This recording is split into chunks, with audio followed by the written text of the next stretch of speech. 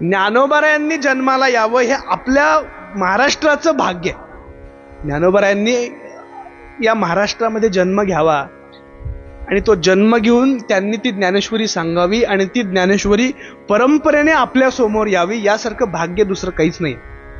आपण खरोखरच भाग्यवान. आमचे महाराज नेहमी सांगत असतात की ज्ञानोबारायांच्या, तुकोबारायांच्या, शांती ब्रह्मश्री एकनाथ महाराजांच्या नंतर आपला जन्म झाला म्हणून खरोखर भाग्यवान आहे आपण. आपल्याला ज्ञानेश्वरी पाहायला मिळाली, आपल्याला ज्ञानेश्वरी वाचायला मिळाली म्हणून आपण भाग्यवान. तर जगात इतर संप्रदाय आहेत, इतर देश आहेत, पण त्या देशामध्ये ज्ञानेश्वरी नाही ना महाराज.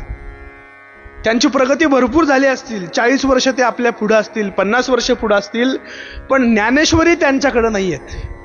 ज्ञानोबाराय माझे त्यांच्याकडे नाही, हे त्यांचं दुर्दैव आहे.